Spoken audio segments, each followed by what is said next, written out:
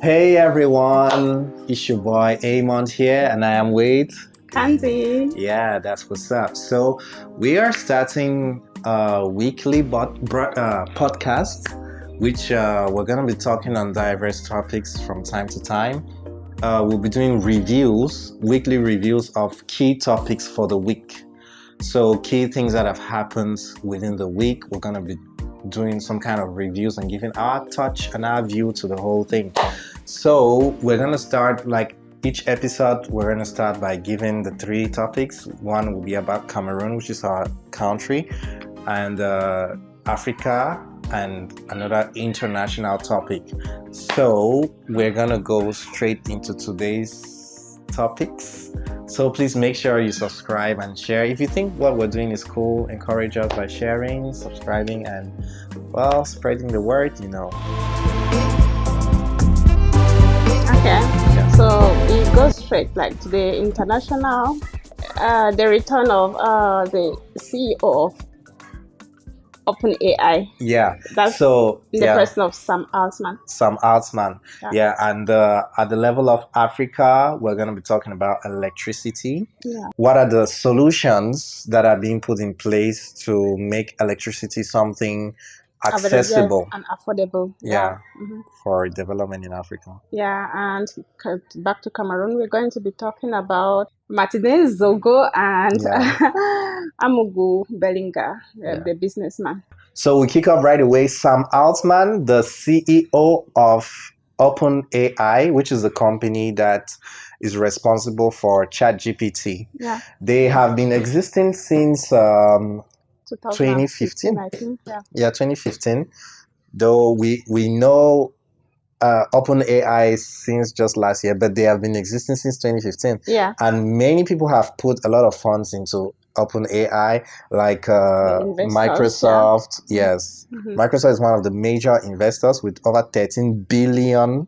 Sam Altman is the co-founder and the CEO. Yeah. So, but recently he got dismissed as a CEO. Imagine you have your own company and you get fired from your own company. The company he started. Yeah, just imagine.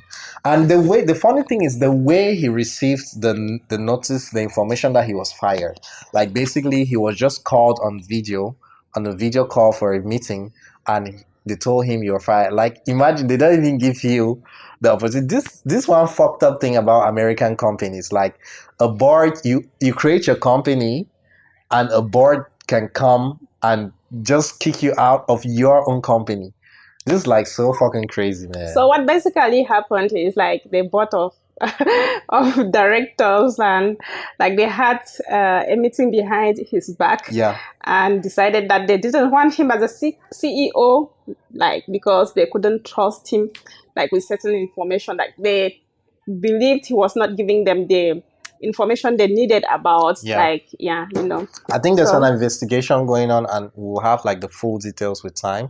When he was kicked out, most of the workers were like, if this guy doesn't come back, we're going to go and work elsewhere. We're leaving the company. And even many investors were like, we're gonna withdraw our money. So And Microsoft itself, which is one of the major investors in OpenAI, wanted him on board, like to work with them. And then the majority of the people at OpenAI said no. If he's not coming back, we are moving over to like Microsoft. So just imagine your company, bro. So there was this these talks, and everybody was in great panic. 3 days ago, we learned that he has been reinstated. And one of the conditions he gave was that he wants a new board. Yeah, a new board. Like, fuck yeah. I was like, damn, if I'm the one, I'm doing the same thing. Because like, you fucking traitors all around me. Bro. So there's a new board now. He came out with new people on board, and we can't wait to see what Sam Altman and the new team will come up with. The one reason why we're kind of passionate about Sam Altman, I follow his blogs and stuff, and I can personally relate to him because there are many things like, for example, the universal basic income, which are ideas that he defends. like I love so much, and like he's working towards electricity stuff. Yeah. So and we are seeing how useful technology is to the world, especially AI. Like look at, I mean, like you cannot go on social media without seeing coming across at least one thing that has to do with artificial intelligence. And it's worth not seeing that he's not only the CEO of OpenAI, because that's what he's generally known for. He's equally like an entrepreneur. Yeah.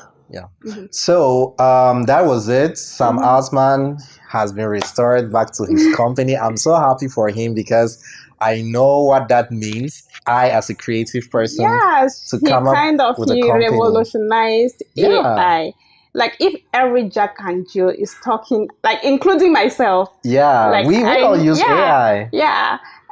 Like if AI is out there the way it is now, it is thanks to him, because like when they came up with the GPT thing, and that was it around 2022 or 2021? I don't have the exact time. Like everything just went like boom, like it was exponential. Like all tech companies have softwares, apps. They have integrated AI into their the AI features, like which that's, as for me, it's been very, very helpful. Very. I do like mostly some of my stuff, like the beauty stuff. The beauty stuff, like even the editing stuff, and like AI is just like out there. You guys should go and try it. I'm sure most of the viewers. Fun. Most of the viewers have an idea. Even if they are not like using it for educational, because you can use AI for educational purposes as well. If you are not using it for like business. Business. You can use it for, and there's a wide variety of things you can do with using AI. So as for Africa, we have the aspects of electricity. From what we are reading now, Africa is one of continents where its growth, economic growth, it's going like faster than any other continent out there. You see, so as we already know, there is a lot of things, like there are lots of aspects that are stopping this growth, like the growth of the African economy from going up the way it's supposed to be. And one of those like aspects is the electricity, and that's our subject of interest for today. So electricity and energy in general,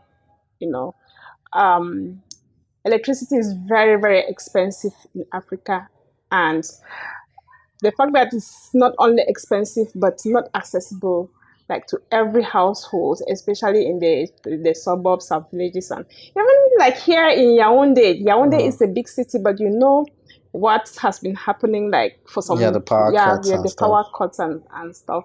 It's greatly affected the economy. Like nothing moves when there is no electricity. Imagine like having a big cold store and you are left without electricity, and if you don't have like maybe a generator backup generator, like I remember, because like when I used to do dubbing projects, like I do as an owner of a recording studio. We used to dub movies from English to French, French, English, Spanish. So like sometimes we have a deadline to meet to deliver the work, and like you see like 2 weeks no electricity. So I was like panicking, and I have to get my generator. Sometimes I spend practically 5,000 to 10,000 in a day just for the generator. That's in francs CFA, just for the generator to work. And you see how costly that is. And we were even talking about like the minimum wage stuff. Being in Cameroon being 32,000. 32,000 francs CFA. I think it's something between 30 and 35. And basically, imagine like sometimes you pay bills as high. I, for example, with my recording studio, my bills are never less than 10,000 francs CFA. It's always 12 to sometimes 25, sometimes even 28, 30 even. There's a month that I've gotten up to 30,000. So imagine like the minimum wage, but having electricity being this expensive.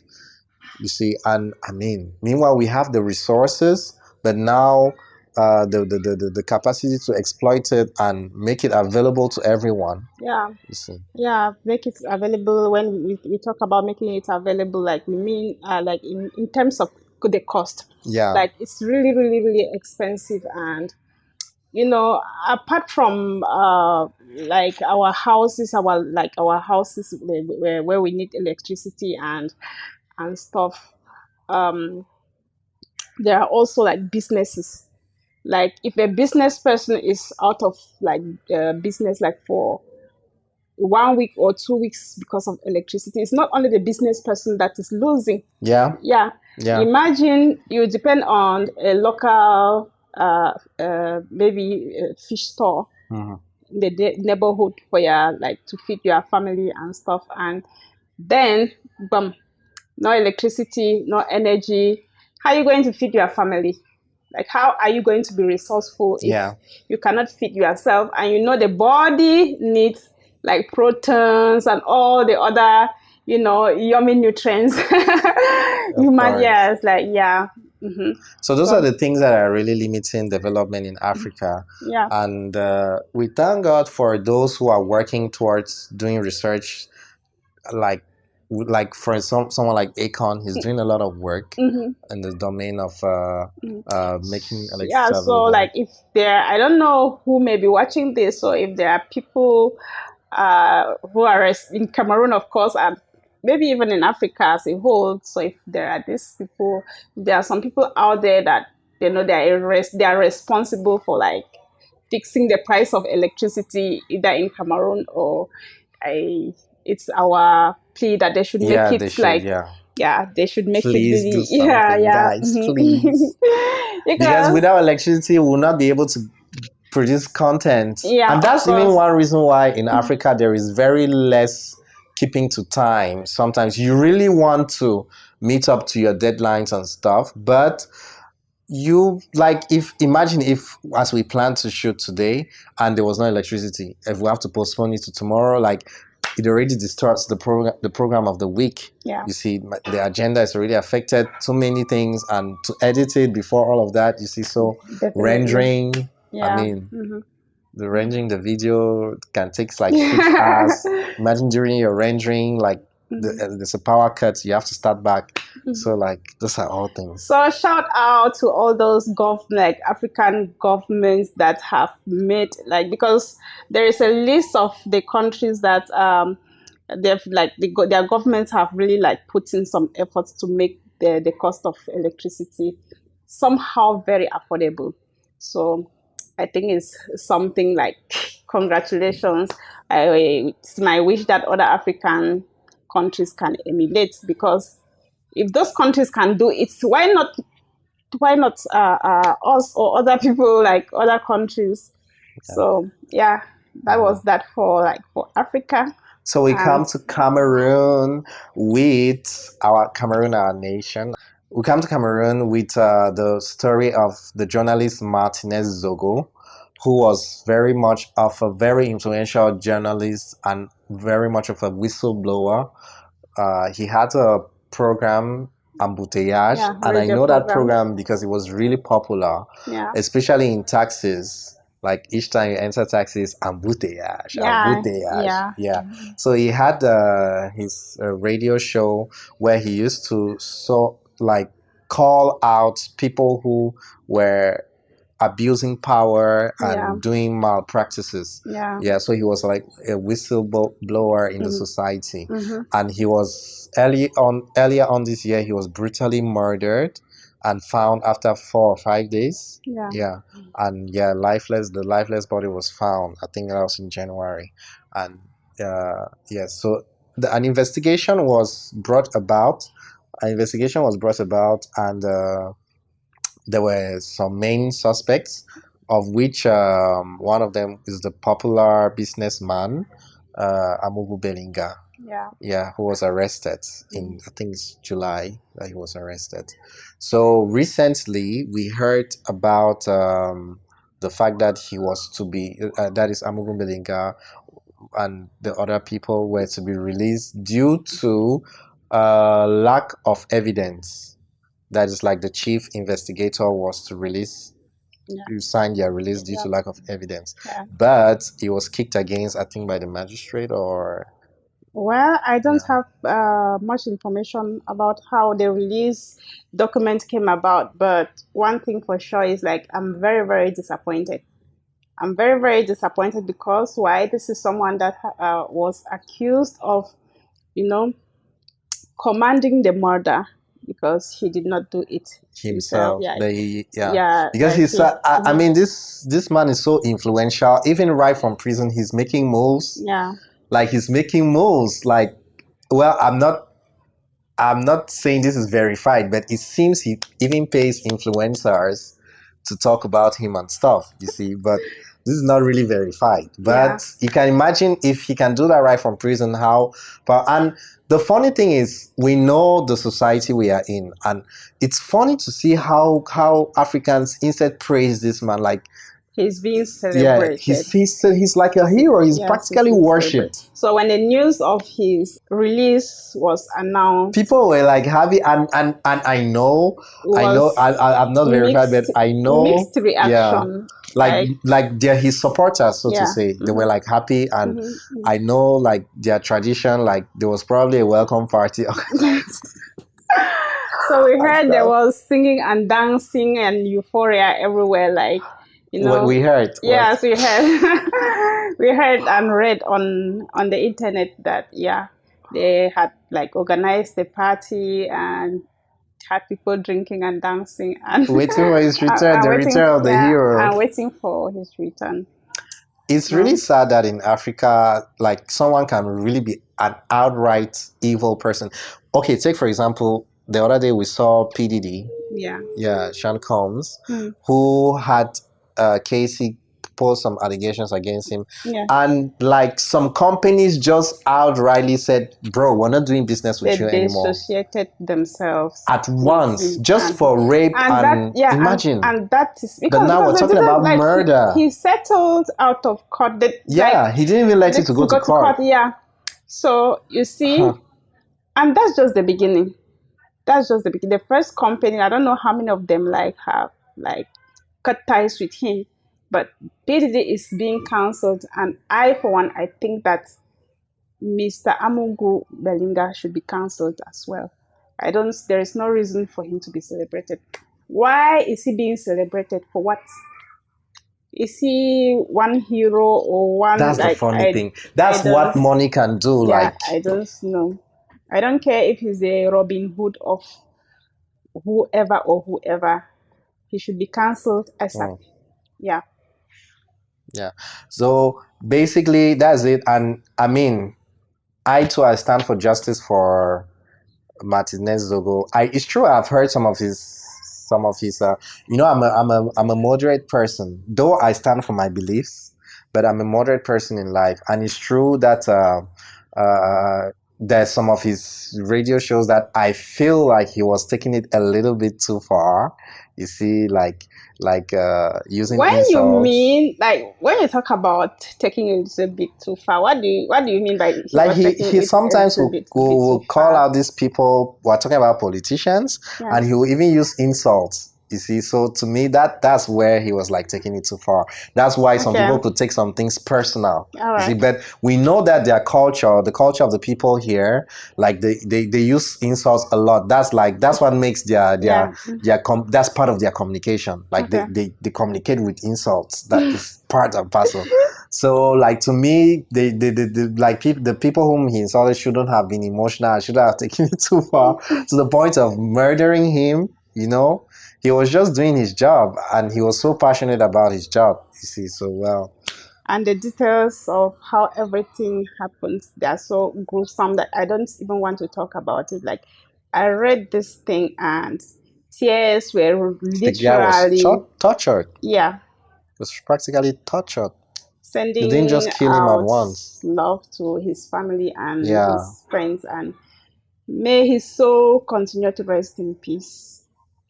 Martinez Zogo forever in our hearts. Yeah, we stand for justice. So that's it for today. We're gonna see you guys next week with another episode, and we have to pop our champagne for today. Yeah. Because God has blessed. So every time we can, we will pop, not because we're showing off, but because we want to celebrate our